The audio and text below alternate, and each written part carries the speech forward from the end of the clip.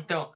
eu adoto normalmente, cara, quando eu entro em alguma conversa, obviamente, eu busco defender o meu ponto de vista, mas se eu percebo que eu estou lidando com uma pessoa que ela já tem uma convicção muito formada e que eu falar e entrar numa discussão não vai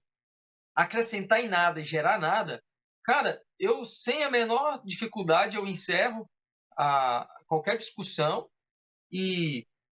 fico bem tranquilo, não entro em discussão, porque assim, eu entendo, cara, que existem coisas que são mais valiosas do que eu ficar discutindo com alguém e talvez chegar ao ponto até de perder uma amizade, alguma situação assim, por uma questão como essa, como uma questão dessa política. As pessoas sabem o meu posicionamento, quando eu tenho oportunidade, quando é colocado diante de mim a oportunidade de falar, eu vou falar meu posicionamento,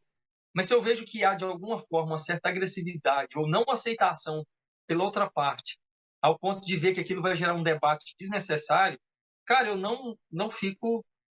brigando por causa de pessoas nesse sentido. O que acontece é o seguinte, a gente precisa entender que tem horas que é melhor você se calar e você deixar algumas coisas para lá do que você ficar discutindo com as pessoas no sentido de ficar tentando defender uma ideia, defender uma questão partidária, defender essas questões. Se eu estivesse lidando com uma questão, inclusive, no sentido teológico, bíblico, onde eu precisasse realizar uma apologética bíblica, aí sim, eu me manteria firme ali até o final. Mas quando eu percebo que é uma questão simplesmente política, o que me vem à mente é o seguinte: a palavra de Deus, como eu até citei agora há pouco, ela diz lá em Romanos 13 que é Deus, que toda autoridade é constituída por Deus. Quando eu tenho consciência disso, eu preciso entender que, independente, eu posso babar de discutir, eu posso brigar com a metade da minha família ou dos meus amigos, acabar com meus relacionamentos, e no final das contas, quem vai assumir o poder é aquele que Deus permitir e que Deus constituir. Isso, obviamente, eu não estou dizendo que eu tenho que me tornar alguém, como que eu vou dizer,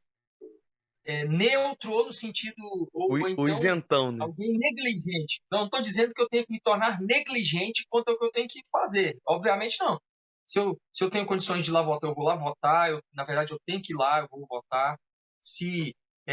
eu posso conversar com alguém de maneira saudável, de maneira correta e tudo mais, sim, em brigas, e colocar o meu ponto de vista ao ponto de convencer essa pessoa quanto ao que eu acho que é correto ou não, eu devo fazer isso. Ou seja, eu não vou ser negligente, mas eu também não posso ser exagerado ao ponto